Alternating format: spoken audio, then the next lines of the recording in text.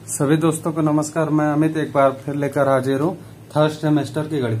तो दोस्तों यहाँ हम लोग ज्योमेट्रिकल गणित पढ़ेंगे, जिसमें हम लोग आज वृत्त और वृत्तखंड के बारे में जानेंगे और इसकी थोड़ा कॉन्सेप्ट और अंदर डीपली जाएंगे। तो सबसे पहले वृत्त क्या खंड क्या होता है। वृत्त तो एक सर्किल होता है, वो आप जानते हैं। ये वृत्तखंड है। वृत्तखंड में ये यहाँ पे एक कोई सेंटर है जिसे ओ मान लेते हैं, जिसे केंद्र कहते हैं किसका, वृत्त का। इसकी एक रेडियस होती है, यहां से यहां तक के ये रेडियस है। ये इसकी एक क्या है, पूरी जो ऊपर बाहर परिधि है वो इसकी ये परिधि कहलाती है। ये समझाने के लिए बता रहे हैं। ये वृत्तखंड और त्रिज्यखंड अलग से बताएंगे।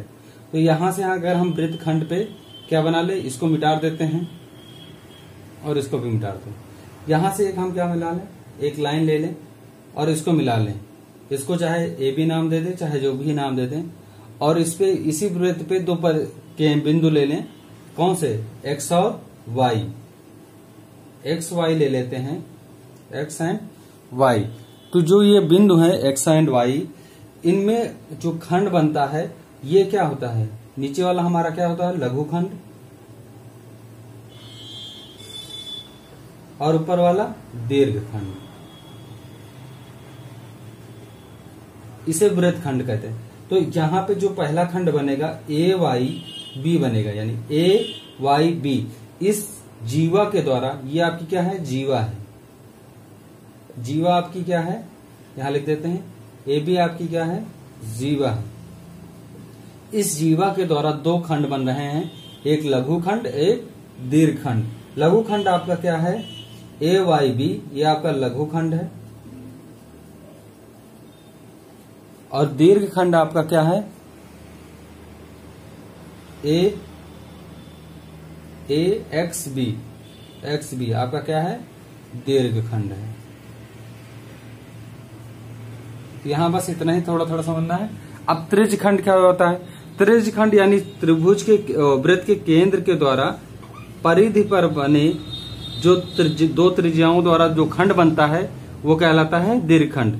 ये हमारा क्या है, लघुखंड।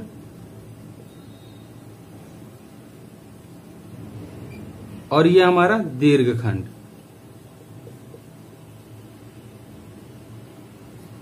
यहां पे जो बनता है ये त्रिज्याओं के द्वारा है, तो इसे त्रिज्यखंड भी कहते हैं, या लघु त्रिज्यखंड। यहां त्रिज्यखंड लिख लीजिएगा, यानी त्रिज्याओं के द्वारा। यहां भी त्रिज्य जोड़ लीजिए, आपको आसानी होगी याद करने में। तो ये ए बी जो हमारा यहां पे कोई बिंदु है, कौन सा, वाई, और ऊपर क्या है, एक्स है। तो हमारा जो ए वाई बी है ये हमारा क्या है, लघु त्रिज्यखंड है।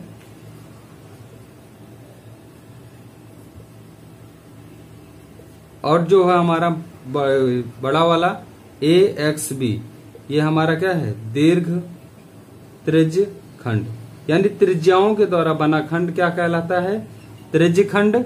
और जो जीवा द्वारा बनता है वो हमारा क्या कहलाता है, वृत्तखंड। तो चलते हैं दोस्तों, अब आगे और देखते हैं। तो दोस्तों अगर हम त्रिज्यखंड का क्षेत्रफल निकालें, अगर इस लघु वाले का क्षेत्रफल निकालें तो कैसे निकलेगा, या हम इस बड़े वाले दीर्घ वृत्त त्रिज्यखंड का क्षेत्रफल निकालें तो क्या होगा।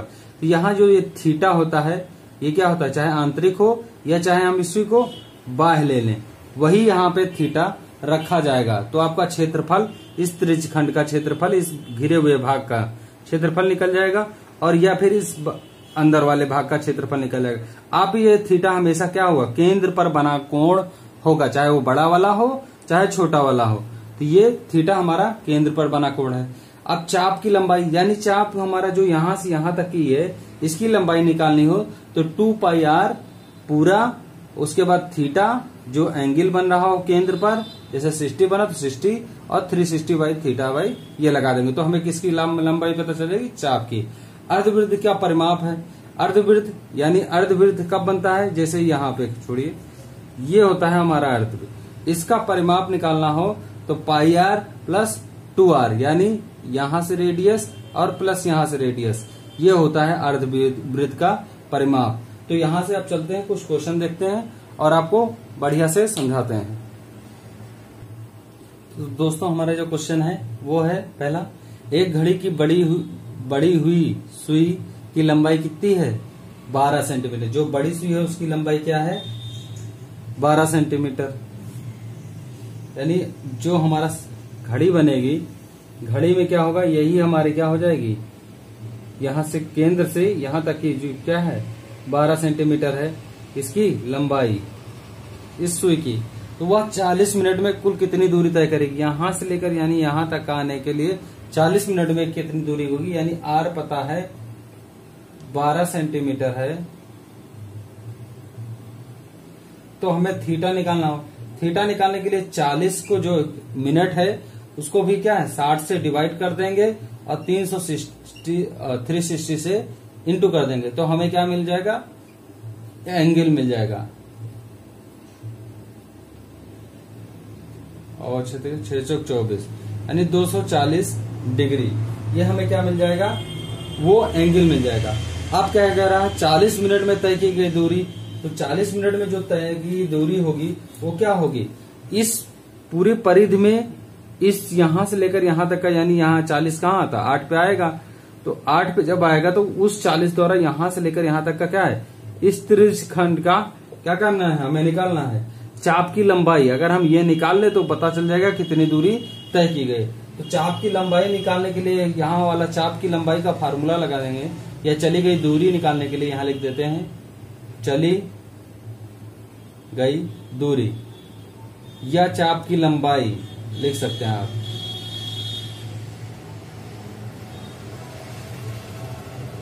अब एंगल जो कोण बन रहा है केंद्र पर वो कितना बन रहा है? 240 का, यानी लगभग ये वाला एंगल बन रहा है 240 का। तो क्या हो जाएगा 2 पाई आर थीटा बटे 360। अब सब कुछ पता है हमें, 2 पता है, पाई पता है 22/7 होता है, या 3.14 लिख लें। थीटा का मान आपको पता है, आर का मान 12 है और थीटा का 240 बटे 360। 0 से 0 काट दो और इसको सॉल्व करेंगे तो ये आ जाएगा 18 और 3 6 त्रिक 18, 6 दूनी 12, 3 बटे 24, यानी आ जाएगा 8 दूनी 16, 3.14 इंटू 16। सॉल्व करेंगे तो ये हमारा मान आ जाएगा 50.24 सेंटीमीटर। यानी यहां से यहां तक का चली गई दूरी कितनी है? 50.24 सेंटीमीटर। अगला जो क्वेश्चन है वो देखते हैं। कह रहा एक घड़ी की मिनट की सुई 7 सेंटीमीटर लंबी है, 3:10 से 3:20 के बीच इस सुई की द्वारा घड़ी पर बनाए गए त्रिज्यखंड का क्षेत्रफल निकालना। अब त्रिज्यखंड का क्षेत्रफल निकालने के लिए केंद्र पे हम यहाँ निकालेंगे 3:10 से 3:60 तक का, तो कितना होगा? तो हमें पता है कि 1 मिनट में जो कोण आंतरित होता है, 1 मिनट में कोण आंतरित होगा कितना? तो देखिए अगर आपको नहीं निकालना आता है तो वो बता देते हैं। वैसे 6 डिग्री होता है, देखिए कैसे 60 मिनट में पूरा एक रोटेटरी चक्कर लगाने में 60 मिनट में कितना लगेगा? 360 डिग्री। तो 1 मिनट में कितना हो जाएगा? सॉरी मिनट, ये मिनट है, तो 360/60 ये कट जाएगा 36, यानी कितना आ गया? 6 डिग्री। 1 मिनट में 6 डिग्री लगता है। तो यहां से 3:10 से और 3:20 यानी कुल कितनी दूरी चली? 10 मिनट चला। कितना मिनट चला? 10 मिनट। यही तो होगा 3:10 से 3:20, तो 10 और 20 घटा लेंगे तो 10 मिनट आएगा। तो 10 मिनट में कितना डिग्री चलेगा? तो 6 डिग्री 1 मिनट में चलता है, तो 10 मिनट में गुणे 10 यानी 60 डिग्री हमारा क्या हुआ? ये शुरुआत में चलता है। यानी जो कोण बनता है वो हमारा क्या है? थीटा पता चल जा रहा है हमको क्या? 60 डिग्री। आर आपको पता है, आर बराबर 7 सेंटीमीटर है। तो सबसे पहले हम त्रिज्यखंड का क्षेत्रफल निकाल लें। तो त्रिज्यखंड का क्षेत्रफल का फार्मूला क्या होता है? त्रिज्यखंड का क्षेत्रफल का फार्मूला आपको बताए हैं पाई आर स्क्वायर थीटा बाई 360। अब इसको हम यहाँ ऊपर सॉल्व कर लेते हैं क्योंकि नीचे दिखेगा नहीं आपको।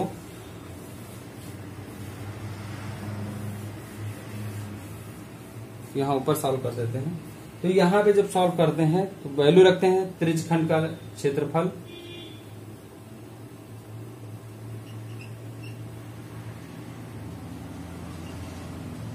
पाई आर का, पाई का मान लिख देते हैं 22/7। आर आपका कितना है 7 सेंटीमीटर, यानी 7 × 7 2 बार है क्योंकि स्क्वायर है। थीटा आपका आ रहा है 60 और 360। सॉल्व करते हैं तो ये कट जाएगा, 6 36 6 कट जाएगा, 7 से 7 कट जाएगा, यानी जो आएगा हमारा 7 दूनी 14 4 हासिल है 7 14 1 15/6।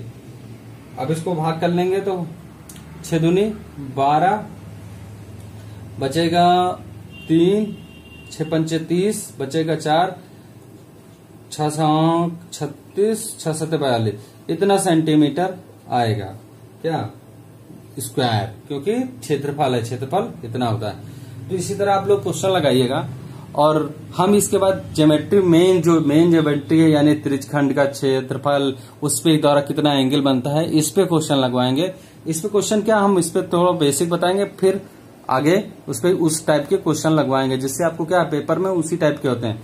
ये तो बहुत कम, ये तो आपका सुपर टेट में या टेट में बहुत ज्यादा पूछे जाते हैं इस पे क्वेश्चन, लेकिन ये बेसिक है, ये भी आप पूछ सकता है क्योंकि ये पेपर में सिलेबस में आपके दिया है। तो अभी अपने फ्रेंड्स को जाने की दीजिए अनुमति। धन्यवाद दोस्तों। BTC DLED सॉल्वर को सब्सक्राइब करने के लिए सब्सक्राइब बटन को दबाएं और नोटिफिकेशन पाने के लिए बेल आइकन को प्रेस जरूर करें।